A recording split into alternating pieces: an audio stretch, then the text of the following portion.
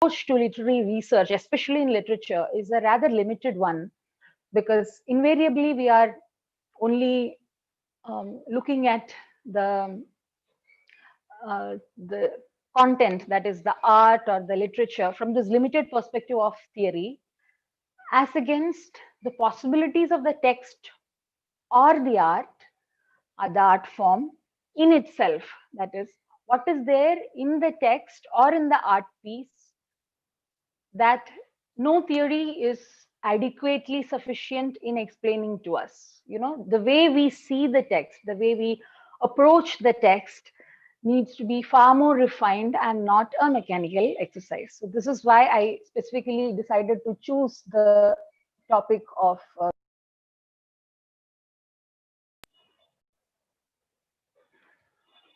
the topic of the self and seeing. There is some technical glitch, I understand. So I just want to confirm once again if I am audible. I'm so sorry, because on my screen, Yes, you're it looks as if perfectly. I am muted. So I'm a Yes, you are. little, uh, I am audible. Okay, that's Yes. wonderful. Sorry. So since there is some technical glitch and I'm quite not able to make out what exactly it is, so I'm having a slight issue speaking to this blank screen. Nevertheless, so when we look at the ways of seeing, the ways of critically observing literature, or any work of art for that matter, it can be painting, it can be photography, it can be architecture, it can be any piece of art. Which are the possible ways we can approach a text? If I were to ask this to a specific batch of literature students, and perhaps if I gave them a text for them to analyze, let's say something that all of us have read, say daffodils, and if 200 of us, I think, are the participants at the moment, and if 200 of us were to look at daffodils, um, it would bring out 200 totally different interpretations, possibly, if we are not influenced by what is the acceptable, normal explanations of the poem that is available to us. So that is one thing. The second thing is, in the same way, how I'm talking about literary pieces, this same perspective is applicable also to work, for example, a painting. Many of you in the audience are students of visual communications, visual media, and so on. So, one text that is pretty canonical for all of you is John Berger. I'm sure all of us, most of us in the audience, are aware of Ways of Seeing by John Berger. I had a PowerPoint ready, but about the technical glitch, and I am currently not able to join and present the PPT, sadly. So I'll try to compensate it with words if I can. So John Berger's Ways of Seeing is a 1972 seminal text for students of literature and visual media. And in the text is also available now in the form of 4 documentaries, I think, 4 BBC documentaries, each of half an hour, available on YouTube. And the reason why this has become a very seminal text is because he manages to observe how our perspective of art has undergone a lot of change in what was then contemporary times. Of course, post internet and in our social media times, it has changed even drastically. So, for instance, he talks about how a painting of Leonardo da Vinci or Botticelli is now available as a print and can be put up on my wall here. And the context of it has completely changed. The Renaissance art in my bedroom would be a completely different experience altogether, because the context in which the art is born is very important, isn't it? So now the question is, if the ways of seeing is multiple in nature, then how do we overcome the challenge of being tied down to a theory? So, uh, in that context, I want to tell you that, like the webinar title says, there is a gradation of literary devices or forms, for example, image, metaphor, symbol, and myth. How are these four connected? In order for us to express poetry or novel, there are these figurative techniques or devices that are required. So let's look at one simple image. A flower would be an image, and you are probably describing the flower. Or and then the next is the same flower, a rose, can become a metaphor for something else. You have poetry of Blake, where Blake uses rose as a metaphor. And then after that comes the level of a symbol. The easiest example that I can think of at the moment is that of the cross. The cross is a symbol of the passion of Christ. It is a symbol of the faith of millions of people all over the world. So, as a simple image, a simple image can become a metaphor. It can also become a symbol, and then it can also be transmuted to the level of a myth. And in literature, we see recurrence of mythical patterns, and therefore these four are connected to each other. And it is actually Rene Welleck, if you are aware of his work called The Theory of Literature, where he speaks about the correlation and interdependence of these four things, that is image, metaphor, symbol, and myth. So why are all these important? Because these are what constitutes the work of art, and understanding the function of each of it will help us understand and see the text more clearly. Now, coming to how to understand a text. Now, for instance, when the session began, I was given a very generous introduction, and most of you in the audience know just that. Lalitha Sharma studied here, worked here, has so many credentials, and that's it. So, but if I were to think of myself, I would think of myself quite differently, or the people that who know me in person may think of me slightly differently. Understanding me is different when I am doing it or people connected to me are doing it. The same goes with a work of art. M.H. Abrams, in his very interesting work called The Mirror and the Lamp, it's a text on romantic literary tradition, where he talks about how literature, especially during the romantic times, took on these twin roles. One is it became a mirror to the times and the value systems of the times.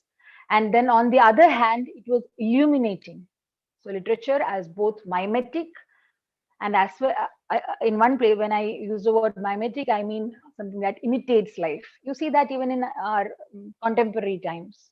So a movie becomes appealing or a box office hit when the story in it appeals to those of us who are watching. We feel that it mirrors the reality of our lives. The other one is when it illuminates. The story represented there may not be the reality of our lives, but it illumines our lives in so many other ways. So, in the book, The Mirror and the Lamp, in the preface to it, M.H. Abraham discusses the work of art and tries to locate it. All of us in our class 12 and 11, or maybe even earlier, studied two-dimensional geometry. I wish I had the PowerPoint, really. I'm so sorry that I'm not able to show you what I'm trying to say, because it would have been perhaps a far easier task to share it via a PowerPoint and explain to you. So when we studied three-dimensional geometry, we would identify or plot a point on a graph sheet, if you remember. And then it is given these two coordinates, x and y. Remember? So we are trying to locate a point with respect to two coordinates or parameters.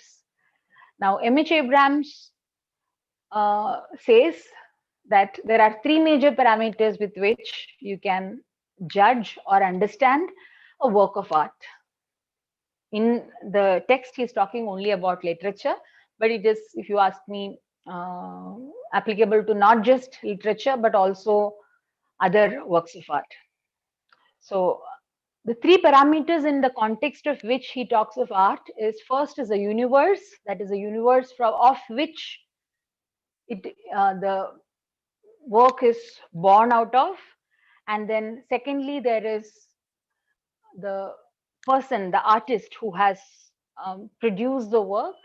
And third is the audience, that is, who's the recipient. In the morning session, I noticed some student asking whether an artist should, or whether an artist does write with, keeping in mind who is the intended audience. So everybody, the simple fact that you're expressing thought in words is because you are choosing to share the idea with an intended audience. Now, who the audience is not in the control of the author at all, isn't it? Sorry. Okay. So these are the three factors: the universe, the artist, and the audience are the three factors which together form the parameters in which a work of art is born. This is quite the same in our case too. For instance, if you were to look at a student in your class, a friend of yours, the situation is pretty much the same. The actions of the student, actions of the child is invariably a product of the various parameters, the universe in which the child is born and brought up, and also the personality, each of them bringing in their own personality, and their actions are a response to what is happening around them, right? So these parameters is what defines the work of art, and the same goes, as I told you, with the person also. So understanding these parameters and locating ourselves in the context is a challenge, be it literary analysis or self-critical work. So the essential question is, who am I? I was given an introduction, but that is what my resume says. That is, Virginia Woolf very beautifully talks in Modern Fiction. Life is not a series of gig lamps symmetrically arranged. We tend to think of it. Lalitha Sharma, born in this year, graduated in this year, joined work in this year, so on and so forth. We'll think of life in terms of a series of milestones, and forget that there are a lot of these intricate, life filled moments in the interstices of it. So, who am I is the essential question when we approach a literary work of art or when we do self exploration. And both these are related and interconnected, is what I'm trying to tell you. So, the question, who am I, will invariably have three aspects. The one is that everybody else perceives us to be. So, the others think I am. And then there is me, who has a set of notions about myself. And then you peel these apart, and what is left of me is another. In this context, I wanted to, if I could have shown the PowerPoint, bring to your attention a beautiful work of art called The Last Supper Gaza. It's a photographic recreation of The Last Supper by an artist called Vivek Vilasini. He is a Malayali postmodern photograph artist, and the piece is extremely beautiful because it is almost mimicking the Last Supper of Leonardo da Vinci. And the reason why it is challenging, it is because it has got the um,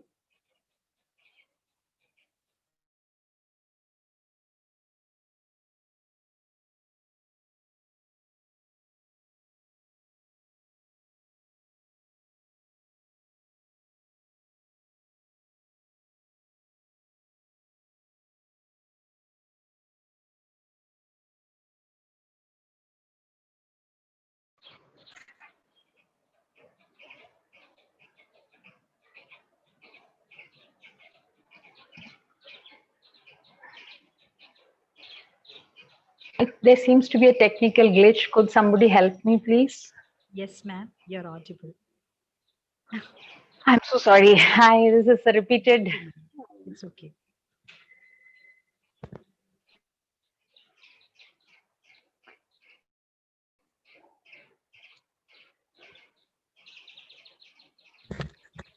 Ma'am, Lalitha, ma'am. Yes. Just give me 1 minute, please. Yeah, it's okay. Yes. Take your own time, ma'am.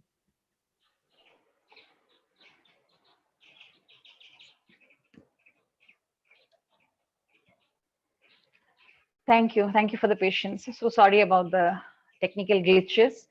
We have rains in the afternoon, and probably that is interfering with the signals. I'm really not sure. So the painting that I was talking about by Vinod Vilasini called The Last Supper Gaza is interesting because you have these characters of um,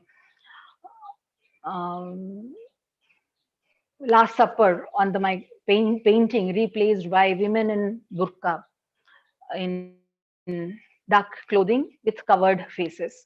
So the reason why I said it is important is because it is a fine example of how a photograph can, for instance, capture identity, culture, history, gender, city, conflict, all these issues at one go, and all of them from a gender point of view. All of our lives is essentially colored by gender. All of our it's gender is a very personal experience for all of us, and all of our experience is colored by the lens of gender. And so understanding how gender works, how gender principles work, and how we are able to overcome the challenges of gender segregation and gender um, subversions is important for us to even address the challenges of gender performativity.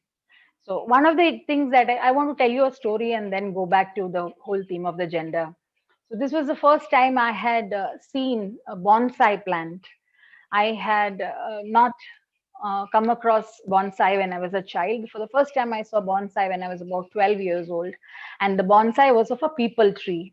This bonsai plant is approximately 1 to 2 feet high, and you know how large a peepal tree can be. So instead of that, this peepal tree has been reduced to this ornamental plant at the corner of a house.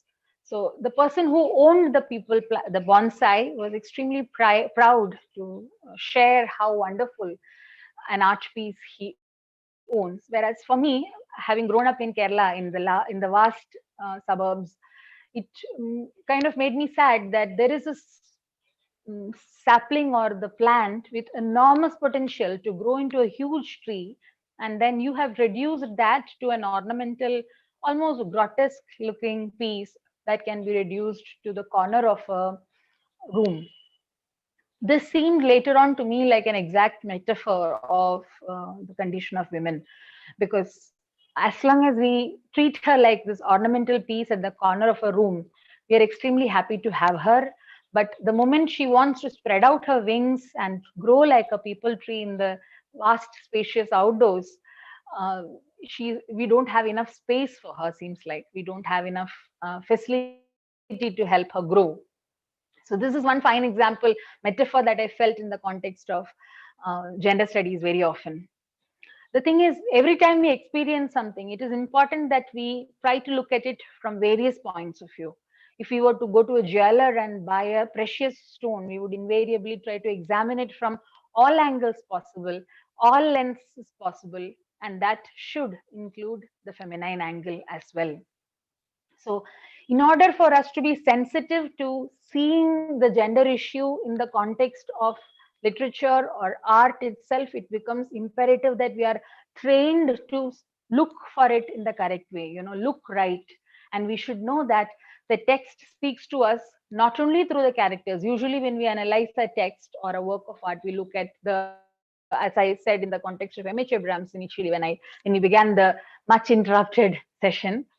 So we eventually look at which was the age where the work of art was produced. For example, is it a Victorian work or is it an Elizabethan work? Is it a modern work? So the universe, the time and place in which the work was born. We also look at what is the trend in which the writing happens. Is it a say a postmodernist fiction? Is it in blank verse? We try to observe those also. We also try to see what is the trend of the author himself. Is it somebody like T.S. Eliot who writes poetic drama? But apart from all that, we look at the text and see what the text and its structure has to tell us. For example, the narrative strategies, the plot, the language used, the figurative devices used, all of that is also a part of the um, study that we do. But one important thing that we very often tend to lose out on is what is it that the text is saying when it is silent? What is it that the text tries to convey through the crevices and fissures of the text? Because very often It is also the absence of certain characters. It is also the absence of certain dialogues that speak to us. So coming back to the gender issue, because essentially the webinar itself was directed in this was centered on the theme of language, image, text, and gender. And there is a specific session later on tomorrow that is coming up on the juxtaposition of language and gender. And in the previous session, we had an author who's a woman herself telling us about the entire creative process and also showing us instances of text juxtaposed with gender and words. So, in that context, I want to focus on the area of gender a little more. Previously, when we were looking at gender studies or women's studies, it would invariably be one of studying patriarchal subjugation. Patriarchy, as all of us know, is the notion that women are to be subjugated, and that the entire structure is brought upon, built on the notion that men are superior to women, especially in areas of power, because patriarchy is skewed in the favor of men and is poised against the success and growth of women. Now, invariably, when I have shared with people that I am a feminist scholar, there are interesting perspectives in which people interact to me. If I were traveling, for instance, and there was a person who was sitting next to me, and as in long journeys, if you have a chit chat with the other person and the co-traveler asks you, uh, what is your area of research? And if I say feminism and gender studies, there are two standard expected responses. One is, if it's a man, the person chooses to move a little farther from me, because feminists are invariably considered to be sensitive, angry women who can raise hue and cry about nothing at all. And then if it's a woman who's a co-traveler, she somehow moves an inch closer to me as if to say I'm her protectress of sorts. This classic response comes from the issue that we imagine that uh, women are women who stand for feminist scholarship and feminist activism are invariably anti men, which is not at all the fact.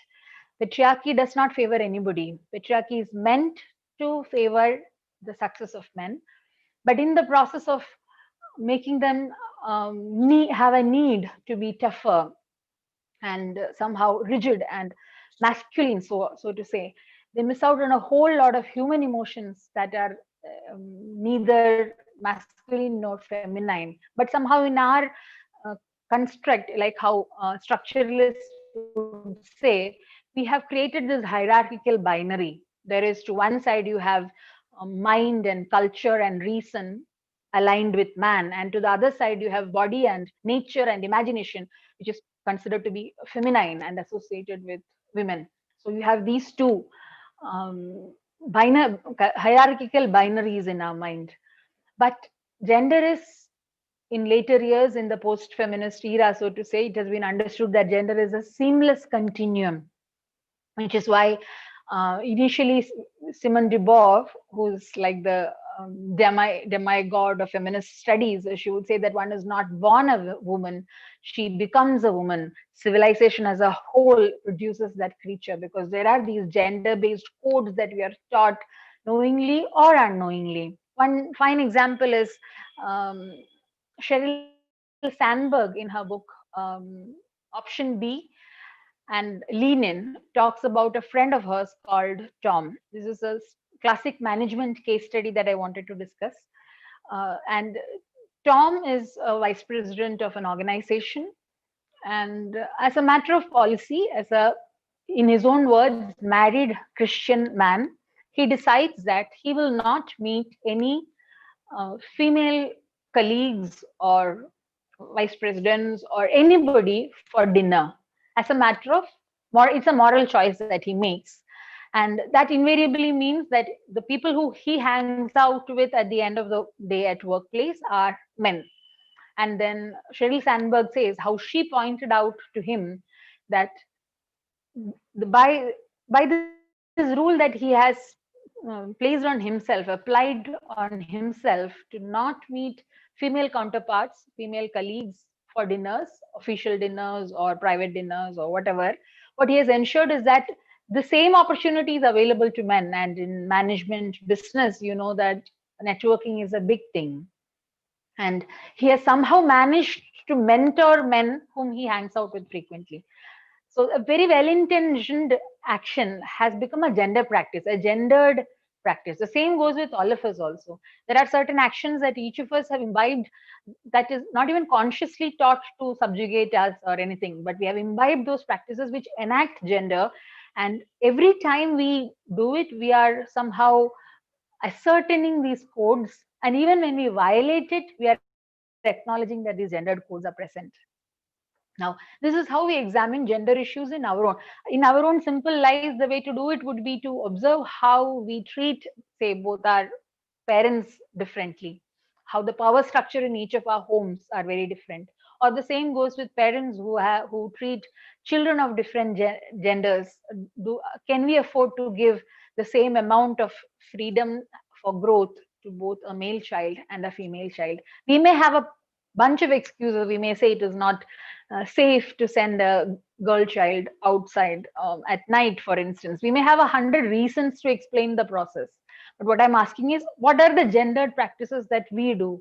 Because unless we watch it, unless we observe the genderization of our actions, we are not going to be able to see, perceive how life experiences are so entirely different for a male body person or a female body person, or for that matter, now we talk of gender as a fluid continuum. And there are a lot of people who do not wish to identify with these binaries, but all of them do practice gender consciously or unconsciously in their daily activities. Now, I'm trying to bring this back to literary studies. So feminist scholarship would attempt to explore not only sexual violence in public space or in domestic spaces, or along with that, you have textual violations that happen within the text. Sometimes the author, it may be a female, it may be a male author, it may be a female author, may not even be able to envisage to give um, fulfilling end to a female character. For the two examples that come to my mind are the way Tolstoy drives Anna Karenina to a suicide, or the way Test of the D'Urbervilles ends. These are two fine examples of fantastic male writers, Tolstoy and Hardy, but they cannot envisage a positive end for both these powerful heroines. As against, compare them to George Eliot, for instance. George Eliot's characters, for example, Dorothea in Middlemarch, reduces or steps down from her large dreams to become a housewife, which is a choice, which is a conscious choice, and that conscious choice makes her a feminist heroine of sorts. So there is textual violation, as I said, there is bodily violence that is inscribed, and there is textual violence that is inscribed in the text. And the third level is that of epistemic violence, which is what I really want to focus upon.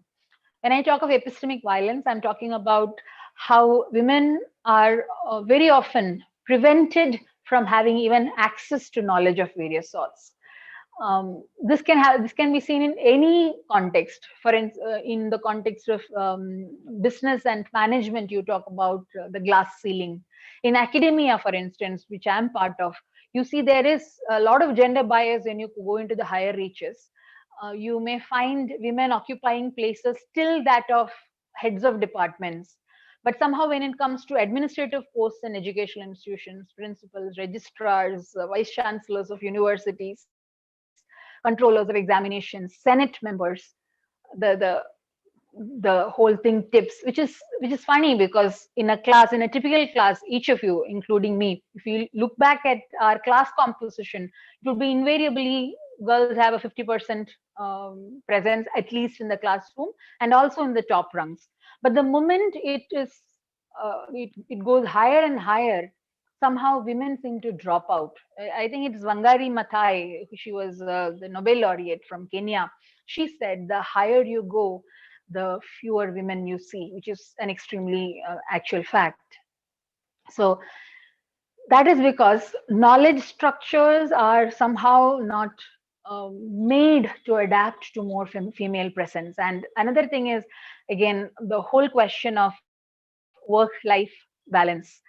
Mm, be it a Hollywood actress, be it a scientist, be it the head, a CEO of a corporate, be it a lawyer of the Supreme Court, a woman is invariably always asked, how do you manage work life? How do you have work life balance?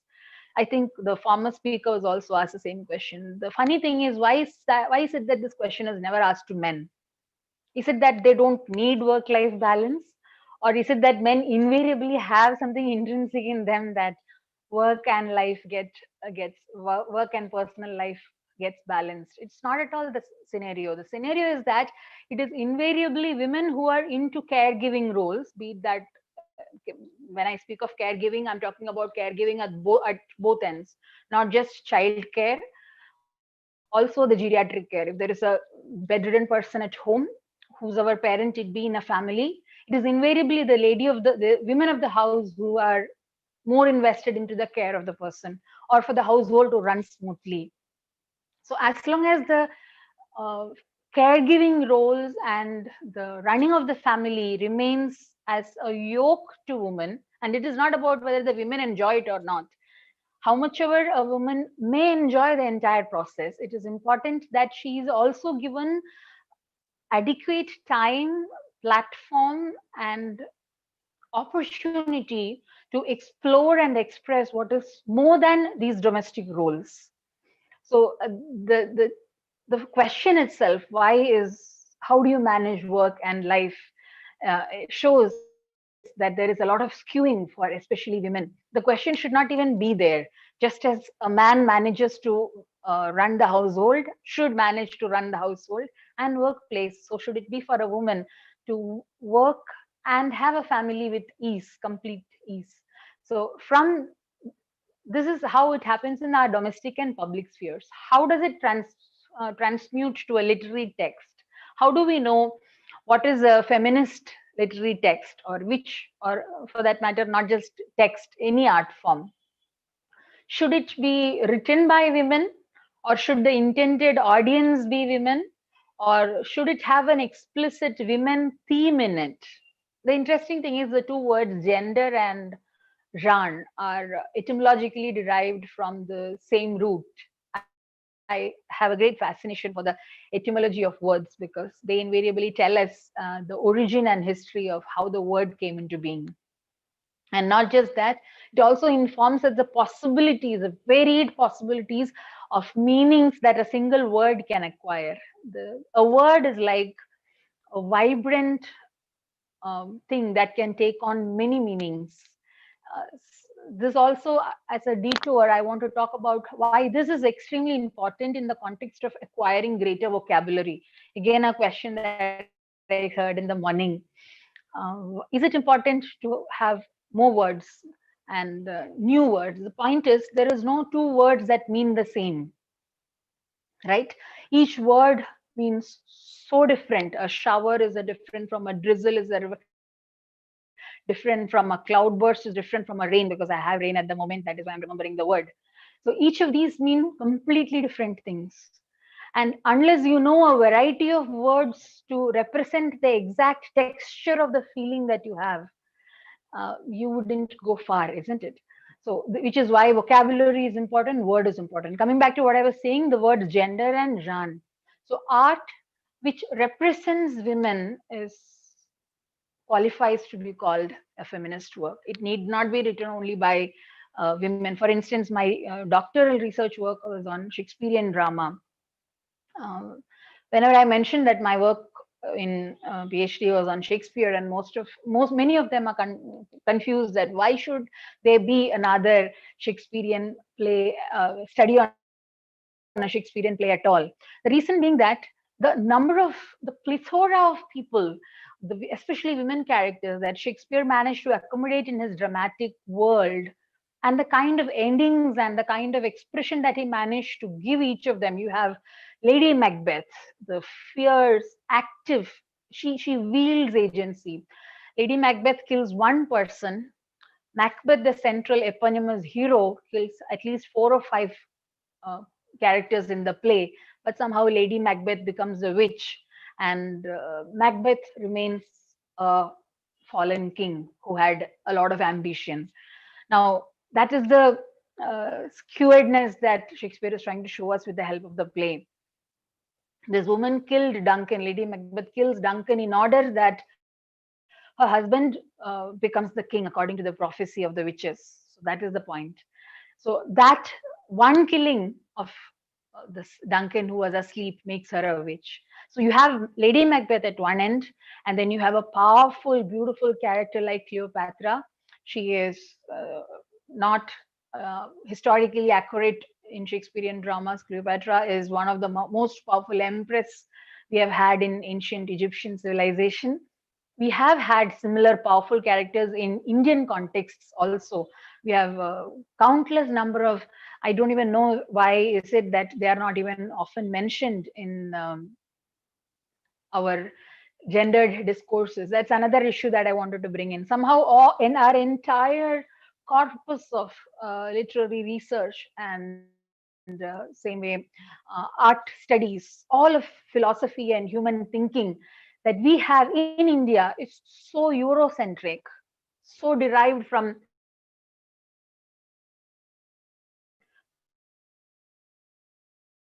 Socrates to Plato, Hume, Wittgenstein, if you like, to contemporary Noam Chomsky. But the entire European tunnel vision is what we go through. And what happens is it is sort of very disjunct to our own life experiences. Let me give you one example. Uh, Psychotherapy, psychoanalysis, all of it in even literature is hugely influenced, as we know, by Freudian studies. Now, Freudian studies has got a lot of magnified ramifications with also the studies of Jung and Newman and so on. So, what happens? Anybody who's analyzing text, be it Indian, be it African literature, be it Canadian literature, any literature, we immediately have the tendency to draw patterns of Freudian research and superimpose that on the text. That's why I began the session by saying we very often subject an abject text to a theory, but a theory is actually like a key, and the text is like a lock. So every key will not work for all locks. Each text requires and deserves a theory of its own. So, very recently, I came across a work that studied Ramakrishna Paramahamsa and Ramana Maharshi, two wonderful philosophers of Indian and specifically Hindu traditions, and the psychoanalytic study of them. Can you even imagine the discord of it? These people who have thought, written, spoken, and began traditions of philosophy in continuity of the Sanatana Dharma and Indian visions of or philosophy, Shad Darshanas, as they say. And how are you going to subject the Western idea of Freud onto them, and how distorted is the end product going to be?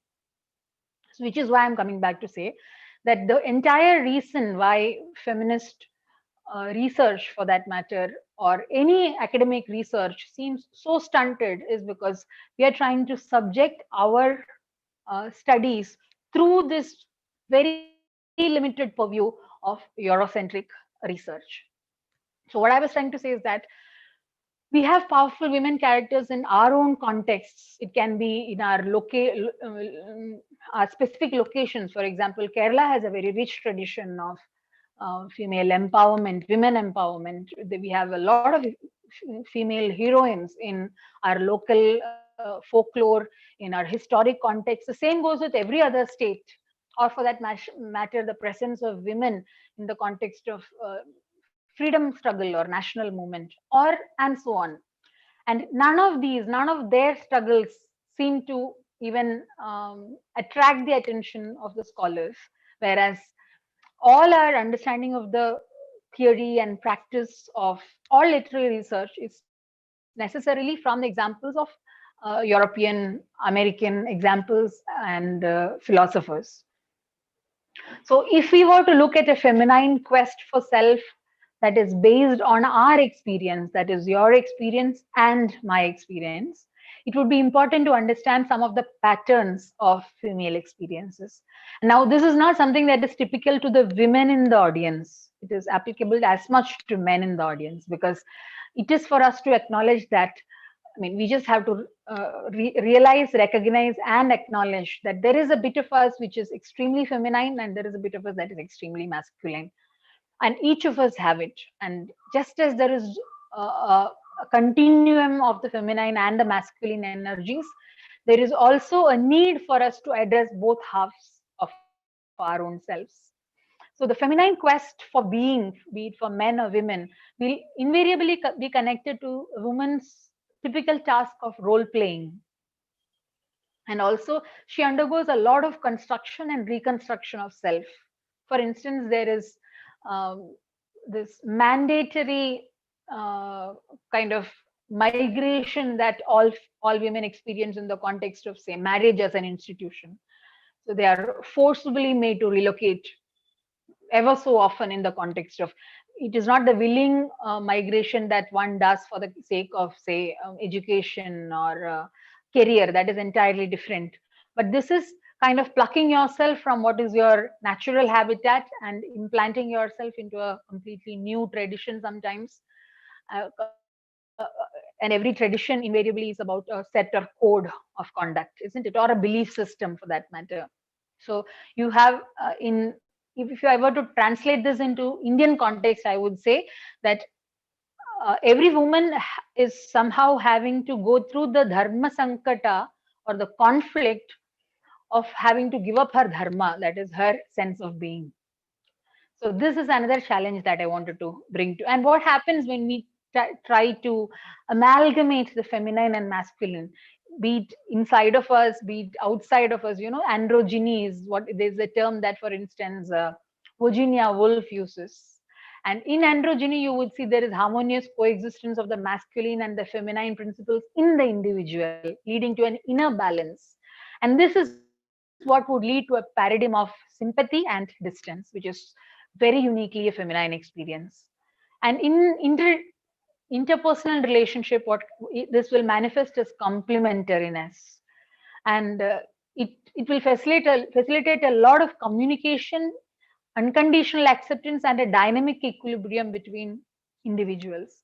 In the larger spectrum of cultural androgyny, what happens would be, we would have a macro social regeneration. A couple of years ago, we had two or three Nobel Peace laureates who were women. The past year saw amazing leadership from women. You had Angela Merkel, who was like the mother of Europe, so to say, the German Chancellor, who did amazing work in, for example, the COVID scenario. You have, with that, you have to place, say, Kamala Harris, after about 120 years, the first time a woman entering or going to enter the vice president's office in the world. Or you have Jacinda Ardern, who did a fantastic work with New Zealand. I don't want to talk about examples closer home, because each of you might have a different political leaning about it.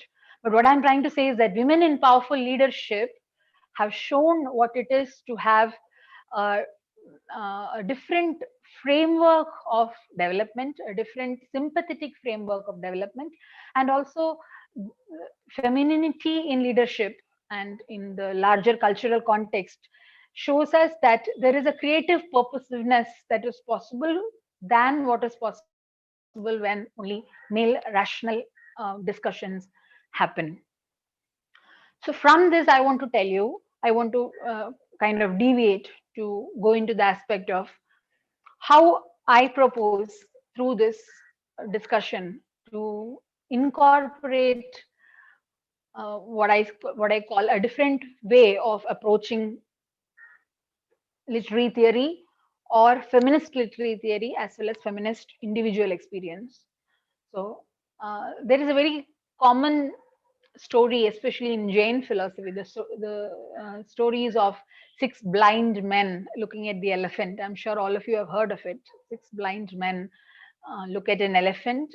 They cannot see the elephant, so they touch different parts of the elephant, and then each of them say that the elephant looks like a broom or like a pillar or like different parts of the body of the elephant resembling one thing or the other. This is what we always tend to do with the text.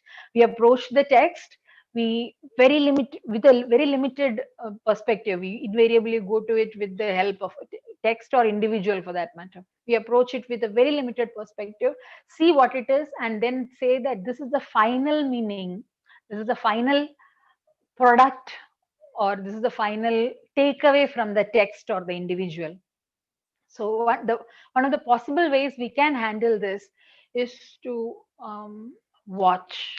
And I use the word watch, um, I imply a witness like stance towards individuals or experiences or works of art or literary texts. So you watch it in the context. There is a text, there is a context for the text, and then you see the text in the context, and then you see how it makes meaning to you. You what you bring. We talk usually of the historicity of the work of art, but we don't often talk about the historicity of the audience. So each of us are products of our times, and all of our values have been shaped enormously by the times that we have been. For instance, I did not grow up with social media.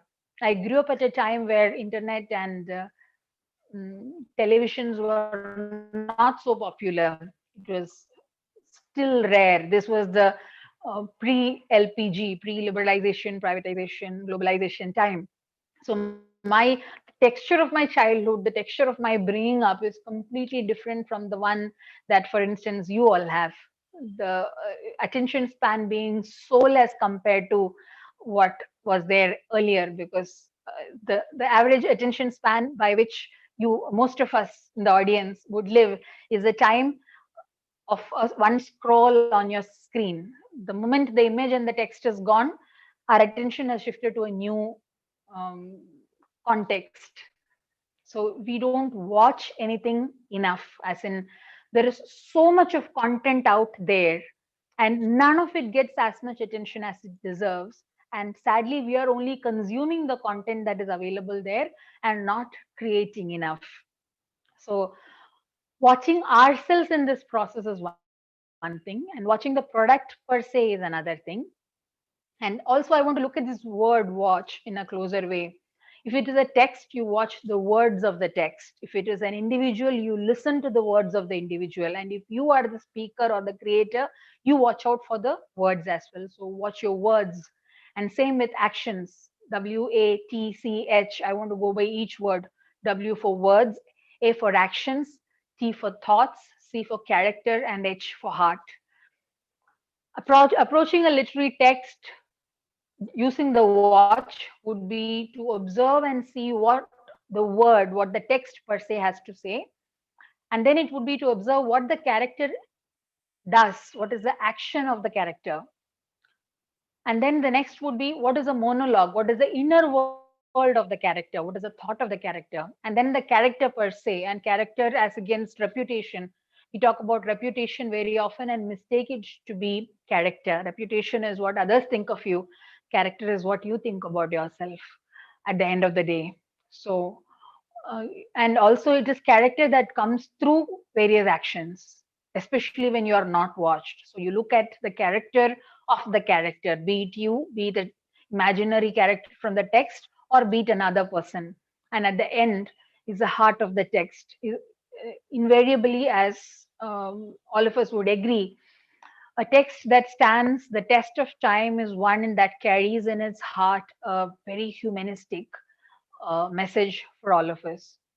Now, coming back to the gender discussion, it is the same watchwords that I would say we require in our personal lives, in public lives, as well as in the context of feminist literary studies. To always remember that feminism comes from the radical notion that women are people, that women are human beings, not just, usually when there is a issue in the public sphere, uh, the refrain that we hear is, you should have thought of the person as your mother or as your sister.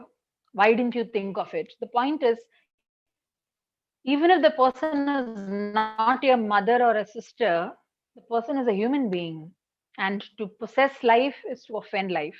So, all of gender violence comes from the fact that it is difficult for a certain group of people to look at women as human beings. So, women's rights are human rights, and human rights should be a reaction to human wrongs. Let me repeat that human rights should be a reaction to human wrongs. So, only being watchful of our own thoughts, how we practice gender in our domestic space, in the space of our workplace, in our academic spheres, how we have imbibed codes that are restrictive, limiting, or otherwise, if are we uh, subjugating someone else to practice gender codes and trying to limit their growth, like the bonsai plant I referred to earlier in the talk.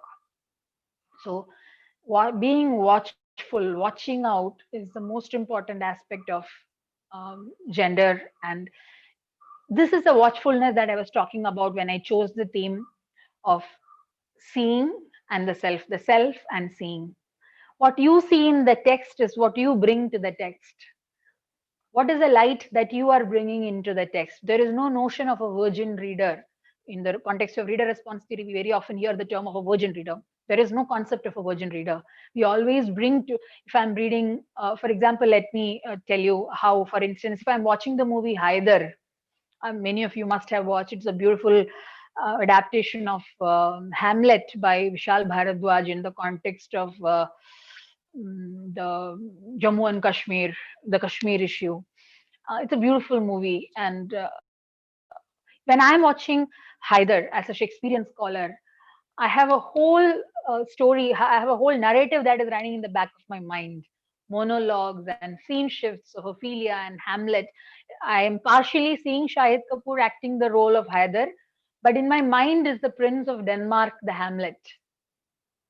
So that is what happens. We are rarely coming to, this is my example, this might be different. Each of you might have examples of how we bring our own prejudices, notions, previous experiences, all of that, and let it precipitate into our current experience. This can happen even in our day to day interactions with people, you know.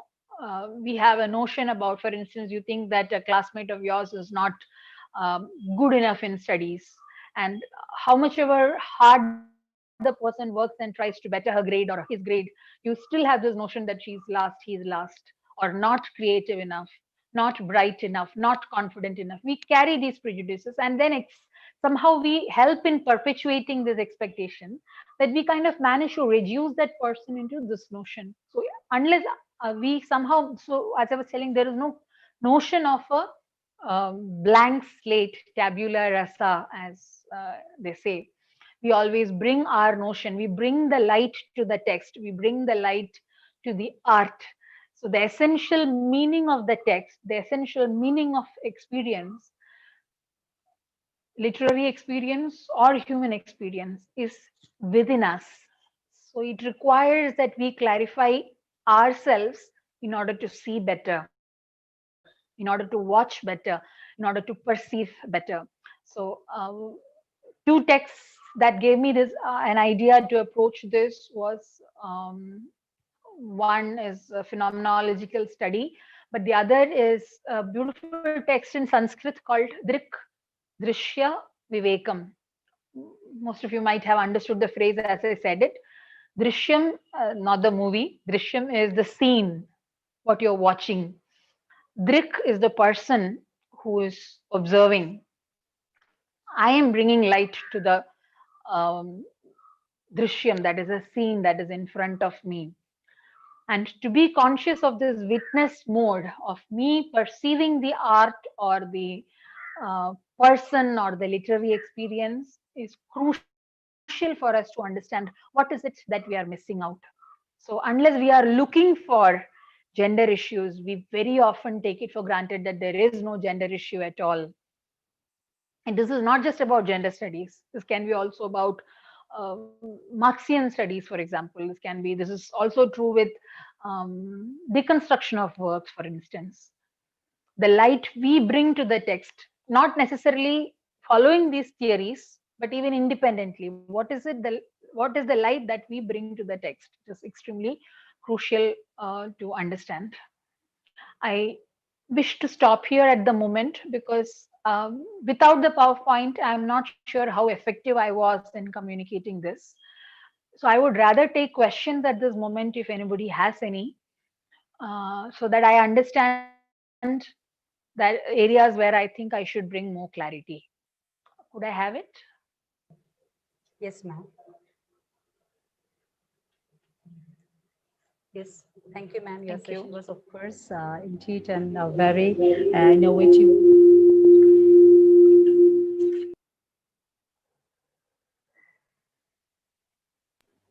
I Very can't innovative. hear you. Yes, ma'am. Could you please repeat because I think you were muted in between. Yes, yes, yes. Thank you, ma'am, for your interactive session. Actually, it was indeed very good, wherein we are actually asked to move or take a journey to ourselves, questioning about ourselves and seeing and the gender relations, and how all the way from Anna Karenina to the Lady Macbeth, the notion of genders and what you were actually pointing out to the human rights, to point out that question was actually towards to raise towards the patriarchal society, and everything was actually really an interactive sessions, and we just loved the sessions. And now I'm handing over the session to our student coordinator, Lisha. Thank you. If in between, before handing over to the sessions, if you're having the students, participants, are they having any questions round, you may write your questions in the chat box so that you can have an interactive sessions with the Lita ma'am. The participants, if you're having your questions, you can raise your questions in the chat box and we'll be doing it with we can have an interactive sessions with the Lita ma'am now.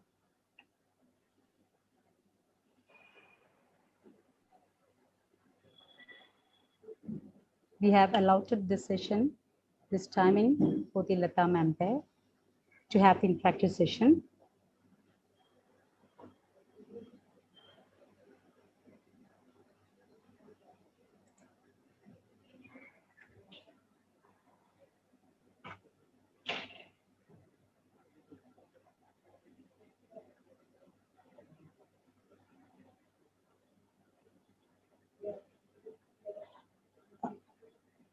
Ma'am, there is a question actually which is raised by Mr. Joy Chandran. He's asking about in the current situation in the Indian culture, how is it actually evolving?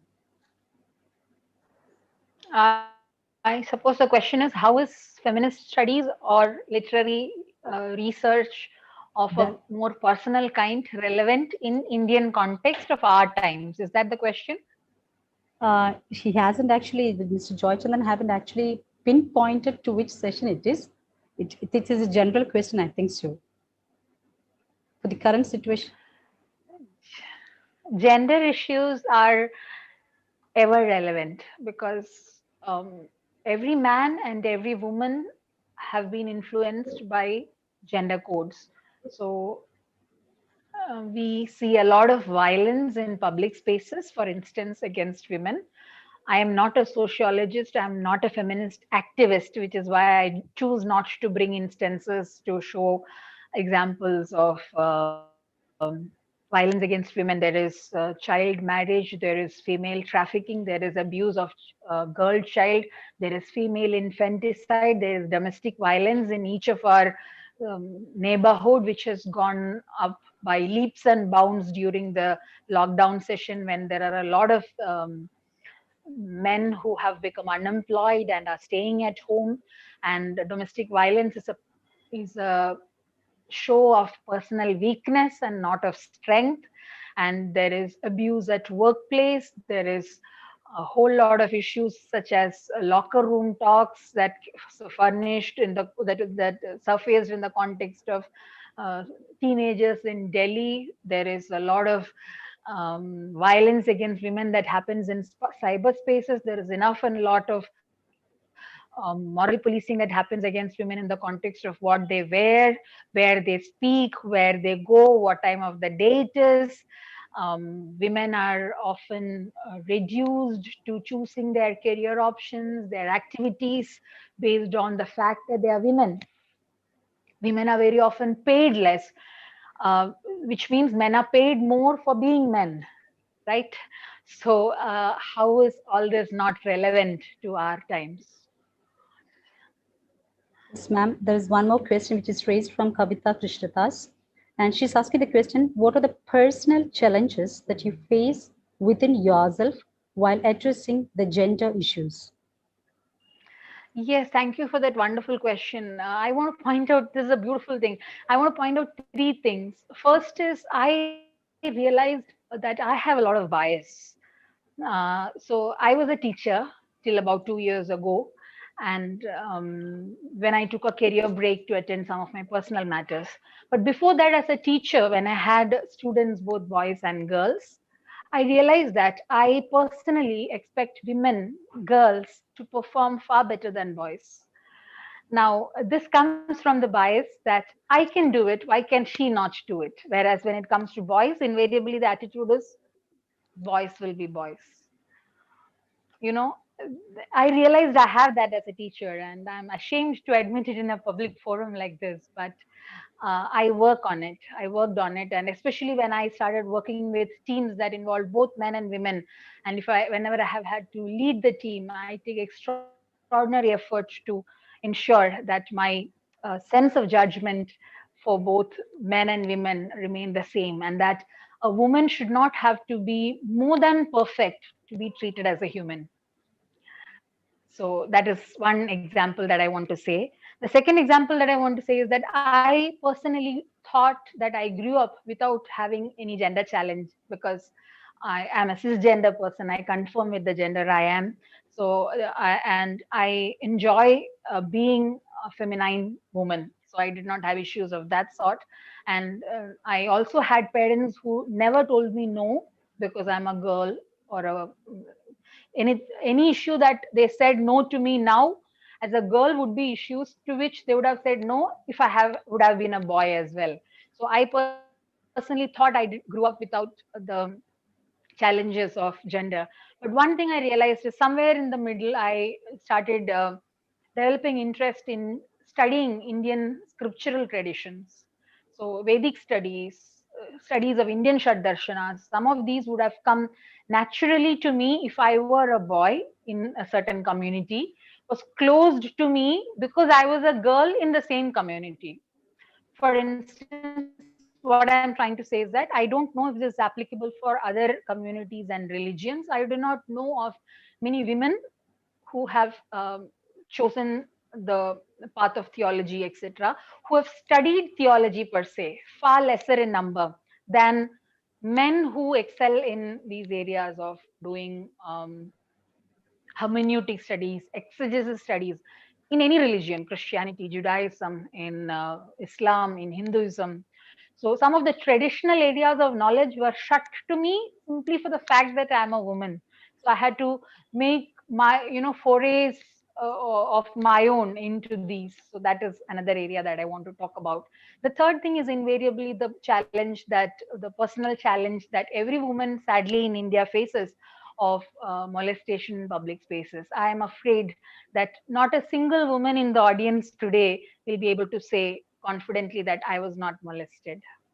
It is sad, but it is a reality. It may be an unsolicited look, it may be an unsolicited comment, it may be an unsolicited touch, but we have all faced it, let's be honest. But if there is somebody who has not, then you are exceptionally blessed and lucky, is all I can say. So that is my answer. The three examples of personal challenges in the context of gender. Okay, ma'am. There is another question which is raised by Elika Raji, and she's asking the question, what is your opinion about the third wave feminism? Should I repeat the question? The Pardon? Sorry, question I is, didn't. yeah, Yes, sorry, I didn't. what is your opinion about the third wave feminism? Okay. Yes, okay, that's an interesting question too. The third wave feminism should be seen necessarily as a continuation of the first and second waves of feminism, because you had the women's lib movement that came first. This series on the is available on, I think, BBC or Hulu or somewhere. So the first wave of um, feminist liberation movement, I would say, failed in a big way to address the identity of women, because no law is adequate enough to represent or address the challenges of identity, selfhood, dignity, respect, and so on. So the first one, if the first one was all about civil rights movement, the suffragette movement, and so on, and the second one was more or less about in continuation with that. But the third one became more about individualism and diversity. The third way of feminism chose to be far more inclusive to all kinds of, because that is it is a a third wave of feminism that came to accept that there are um, you know interceptions of Marxian thought and feminism. For instance, you have a black woman or a Dalit woman, and her challenges are far different from challenges of a white woman or an upper caste woman in India, for instance. So third wave feminism is a natural uh, product of the failures of the first and second wave, if you would ask me, because from focusing on the outside, this became entirely focusing inward and acknowledging that we have there is a lot of intersectionality, and there are a lot of pockets within the scholarship itself. Okay. Thank you, ma'am. Now, another question from Shraddha. It is there. The question is Okay. how important it would be to discuss where masculinity or patriarchy stems from.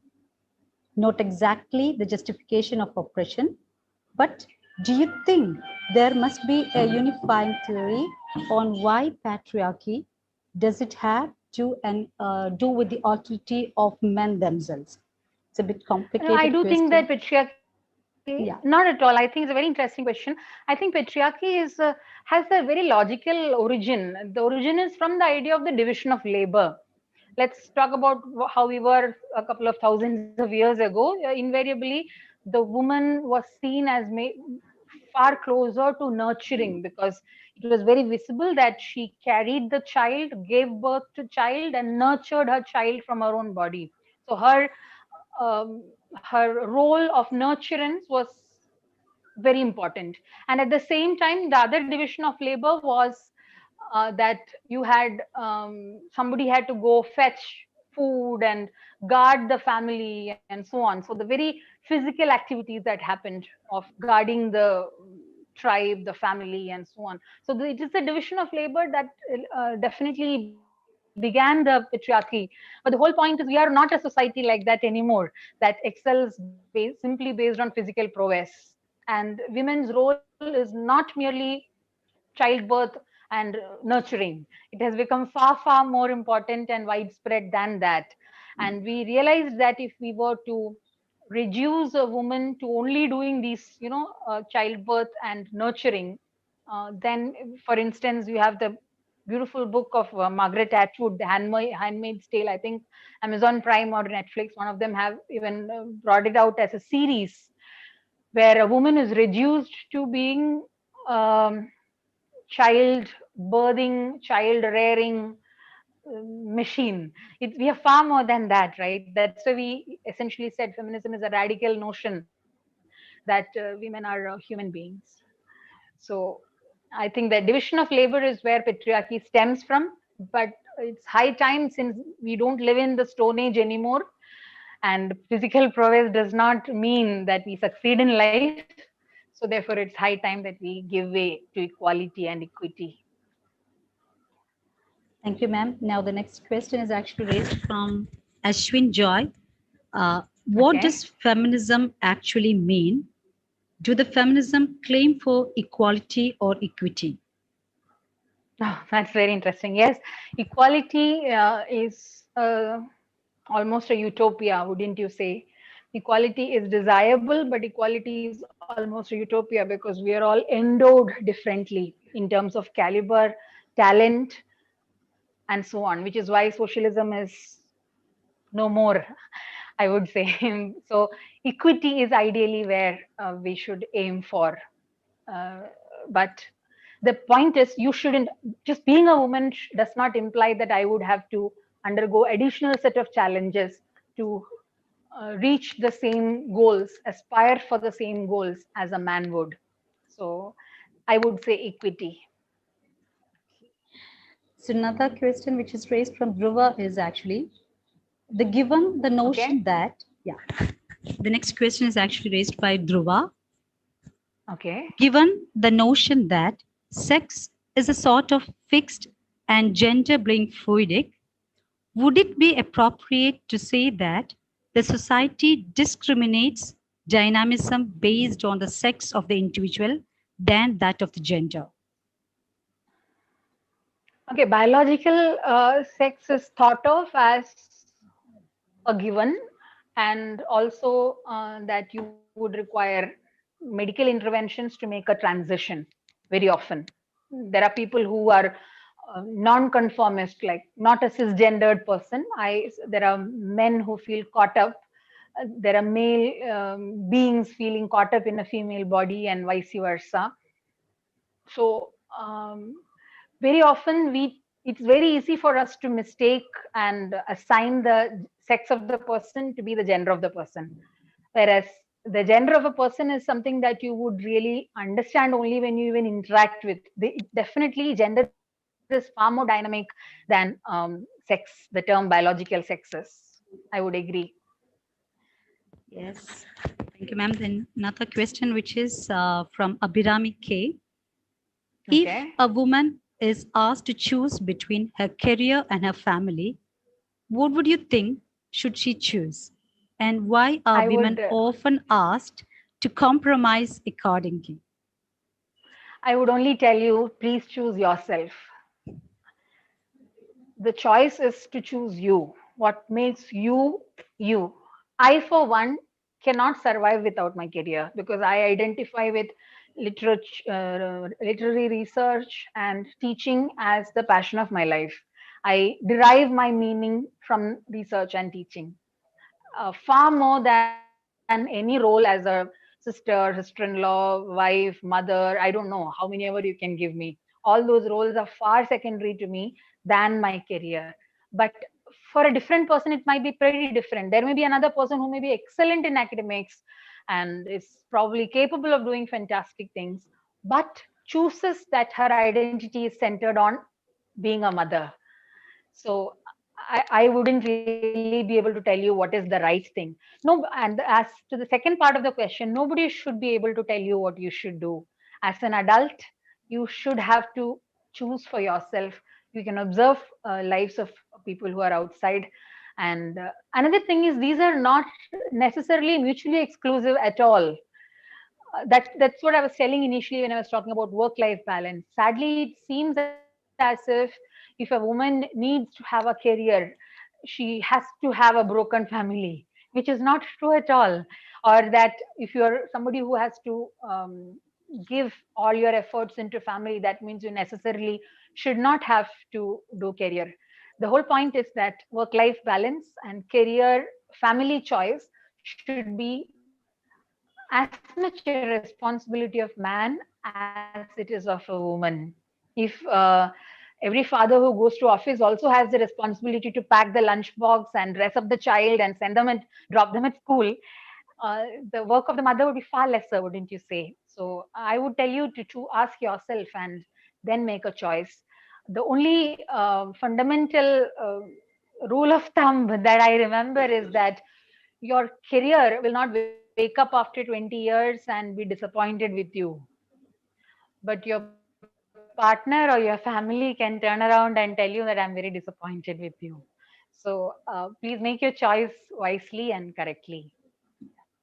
Another question, ma'am, from Meghna Kailas. Okay. If the parents of a girl child looks down upon her as useless because they yearn for a boy child and never expects the qualities of a male gender from her, but simultaneously degrades her, what should she do? Accept their judgment or try to prove them wrong? Neither actually. Honestly, neither, because it doesn't matter what they think. Parents are revered in Indian tradition. We have the notion that Matrudevo Bhava, Pitrudevo Bhava. May your mother be God to you. Maybe may your father be God to you. But if you ask me, I would say that it is also an advice to parents to behave like gods, to be kind and compassionate and accepting and blessing like gods. So if your parents or anybody you, for that matter, tries to limit you, please do not even be affected by the notions of judgment. You do not have to prove anybody wrong. You do not have to live by anybody else's expectations of you or limitations of you. Please ensure that you be you. So find who you are. Find what is the talent, what is the blessing, what is the gift that you have in you. When I used to teach as young adolescents, like probably the person who asked the question, I used to tell them that what you are is God's gift to you, and what you make of yourself is your gift to God. So please try and ask yourself that what is the gift that I have to offer, and really forget what others say. Log kya kahenge? What will others say? Baki lavar endu parayum. These are all questions that you should simply delete from your system. What is it that you have to offer? Do you want to remain very feminine and fall into these margins and that fulfills you? Be that. Do you want to break through these shackles and um, come out as a completely different person? Please do that. But you deserve a chance. Make sure that you give you a chance. Thank you, ma'am. That was actually the last question which was raised by the participants. Now, let me hand over the session to our student coordinator, Lisha Charlie. Yes, please.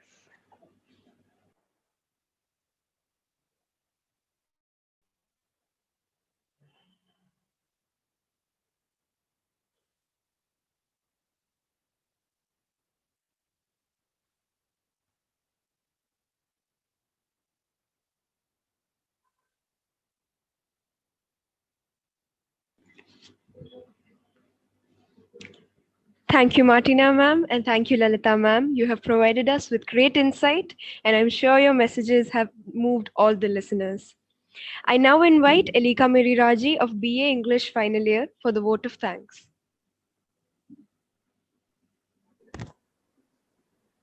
Showing gratitude is one of the most simplest yet most powerful things humans can do for each other, said by Randy Pausch.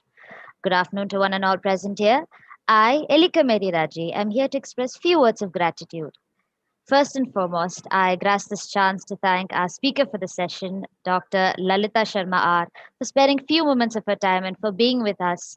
Ma'am, the knowledge that you've given us will be with us forever, and your words were far more enough for us to picturize what you were saying. Thank you, ma'am, once again for this interactive, informative, and knowledgeable session for us. Next, I express my gratitude towards the entire team, without whose blood, sweat, and tears this event itself would have been nothing more than a dream. Our amazing team constitute of our head of the department, Miss Amala Manavalan, the faculty coordinator, Miss Sai Parvati IR, student coordinators, Miss Lisha Charlie and Mr. Ricky Vimoni, and all our enthusiastic and amazing teachers and students. Thank you all once again for your efforts and for your tireless efforts and for the blood, sweat, tears that you've shed for this. A big thank you to all for making this dream of ours a possibility. Last but not the least, my speech would be far from complete without me thanking our lovely audience and our listeners, which comprises of our students, teachers, scholars, researchers from different colleges from all across our nation. Thank you all for being here and for making this session the success that it is. I now end my speech by bidding you all farewell until we meet tomorrow. May you all have a pleasant evening ahead. Thank you. Thank you so much, Alika. I request all the participants to fill out the Google feedback forms through the link pasted in the chat box without any error. We request the participants to precisely enter and double check major details like name, name of the institution, and email address that is crucial for generating the participation e-certificates. During the allocation of the e-certificates, if the participants do not receive them in their primary email inbox, we request them to check the spam folder for it as well. Kindly keep in mind and follow these instructions. Before we leave for today, let me remind you of the interesting sessions we have for you tomorrow as well. Tomorrow on day 2 in the morning from 10 a.m. to 11:30 a.m., our resource person, Dr. Niladri Ranjan Chatterjee, will reflect on the topic, what is the language of gender? And in the afternoon session, from 2 p.m. to 3:30 p.m., we have the eminent speaker, Mr. Krishna Warrior, delivering a lecture on the science of storytelling. What if Instagram had existed 100 years ago? What stories would we narrate and how? Some of the greatest moments in life come from moments that are incomplete. And even though our session for today has come to an inevitable end, let's keep our hopes unhindered and enthusiasm alive. For tomorrow brings more knowledge for those who seek it. We look forward to having all of you for tomorrow's session that commences at 10 a.m. with a mind hungry for more knowledge. Thank you all once again. See you tomorrow. Have an incredible day.